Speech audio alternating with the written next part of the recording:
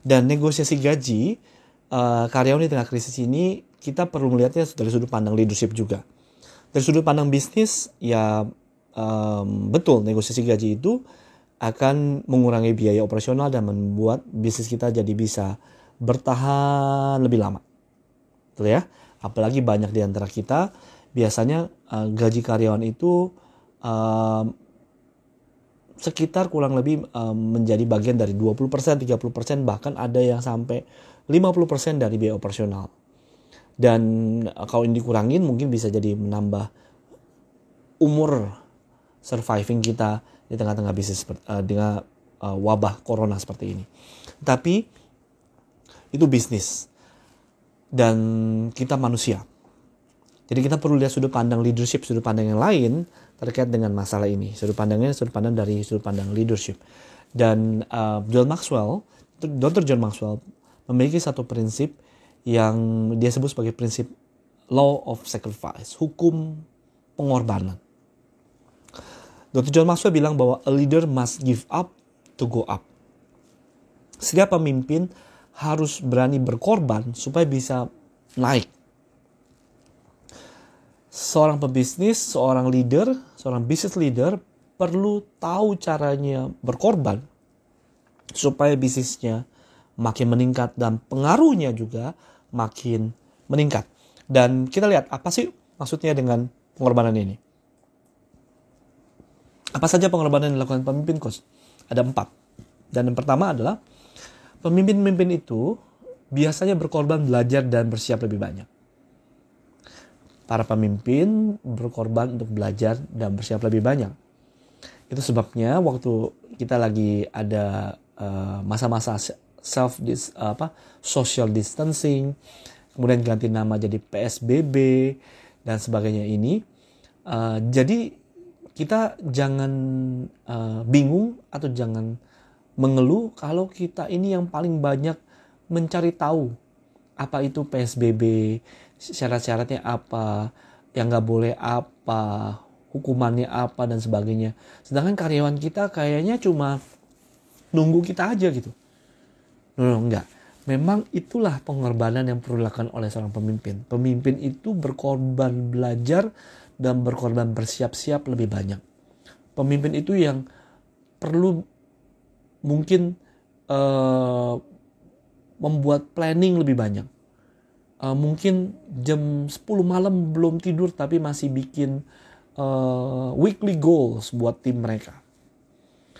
Yang mungkin jam 11 malam masih ngerancang email untuk bisa dikirimin besok pagi kepada timnya. Sehingga timnya besok pagi tinggal bekerja sesuai dengan arahan.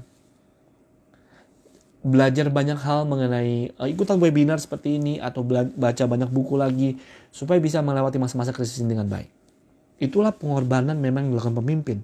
Pemimpin kita ini belajar dan bersiap lebih banyak dibanding tim kita. Itu yang nomor 1, pengorbanan pertama menurut Dr. John Maxwell. Pengorbanan kedua apa? Bahwa seorang pemimpin itu dibatasin lebih banyak dari orang lain. Sebagai pemimpin, pengorbanan kita ini adalah pembatasan. Bukan pembatasan fisik seperti saat ini ya, tapi pembatasan hak dan kewajiban. Di layar Anda itu ada the cost of leadership. Dr. John Maxwell buat bagan seperti itu. Dan itu menandakan bahwa semakin tinggi jabatan Anda, maka tanggung jawab Anda makin banyak, sedangkan hak Anda makin sedikit. Semakin tinggi jabatan Anda, tanggung jawab Anda meningkat, dan hak Anda menurun. Oleh sebab itu, para pemimpin, kita salah satu contohnya adalah bahwa waktu jadi karyawan, kita ngomong mungkin boleh seenaknya. Tapi udah jadi pemimpin, ngomong itu hati-hati. Ya, jangan sampai kita ngomong, tau-taunya kita batalin janji kita. Seperti itu. Wah, itu beda tuh. Beda banget. Jadi, pemimpin itu akan lebih dibatasi dibanding orang lain. Ya. Yang ketiga apa? Pengorbanan adalah sebuah proses terus-menerus.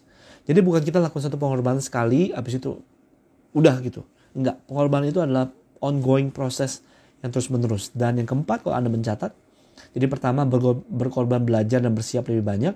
dibatasi lebih banyak pada orang lain. Nomor 2, yang ketiga, pengorbanan adalah sebuah proses terus-menerus. Yang keempat adalah dalam kesulitan, dalam krisis, people atau orang atau tim adalah karyawan yang paling akhir dikorbankan. Menurut Dr. John Maxwell, dalam kesulitan, dalam masa-masa sulit, people atau tim kita adalah yang paling akhir dikorbankan. Leader yang pertama kali dikorbankan, yang berani berkorban. Saya suka dengan Simon Sinek, penulis buku lari Start With Why. Anda mungkin perlu cek buku itu ya. Mungkin ada di toko buku online, Start With Why, Simon Sinek. Simon Sinek bilang seperti ini. Great leaders are willing to sacrifice the numbers to save the people. Great leaders are willing to sacrifice the numbers to save the people. Pemimpin-pemimpin yang hebat bersedia untuk mengorbankan angka untuk menyelamatkan orang.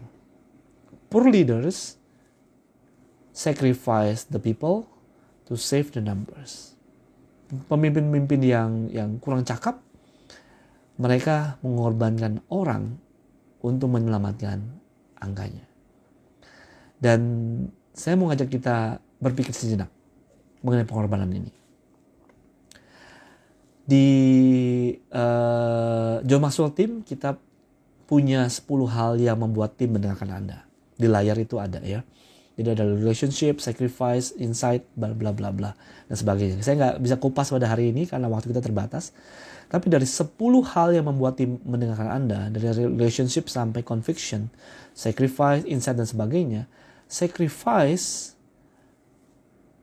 itu adalah di poin yang nomor 2. Artinya, setelah masa-masa sulit ini, setelah musim dingin ini, tim Anda akan lebih mendengarkan Anda, akan lebih patuh, akan lebih mau kerjasama dengan Anda. Kalau mereka lihat bahwa Anda telah melakukan sacrifice atau pengorbanan yang dibutuhkan. Nah, pertanyaan bagi kita adalah, Coach, iya saya mau aja, cuma masalahnya saya nggak punya duitnya. Jadi bagaimana kita mau berkorban kalau kita selama ini nggak cash up, kita nggak pernah menimbun cash flow, karena saya mengabaikan siklus ekonomi, Coach. Saya dapat duit, dapat profit, langsung habis saat itu juga. Saya belanjain buat ini, buat itu, belanja buat ini, buat itu. Gimana dong, Coach? Nah, kalau Anda bertanya seperti itu, nanti kita lihat di segmen berikutnya. Tetapi saya punya satu kesimpulan yang saya ingin bagikan dengan Anda. Kesimpulan seperti ini. Bahwa dari sudut pandang leadership,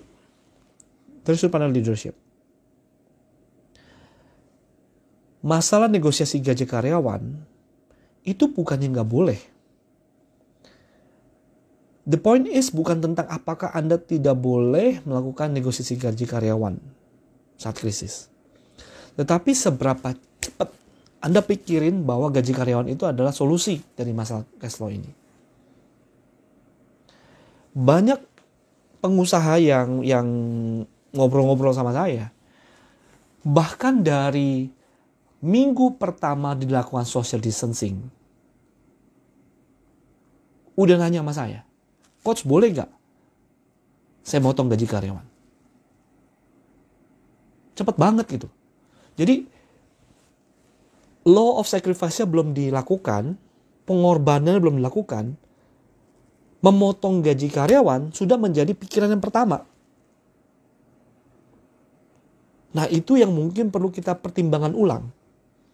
Karena masalahnya bukan masalah boleh atau enggak melakukan negosiasi gaji karyawan. Masalahnya adalah apakah itu jadi nomor 1 atau jadi nomor terakhir. Karena John Maxwell bilang bahwa dalam masa krisis, karyawan atau orang adalah yang paling akhir perlu dikorbankan. Dan setelah ini, saya akan memberikan Anda tipsnya, apa yang boleh dan apa yang tidak di segmen terakhir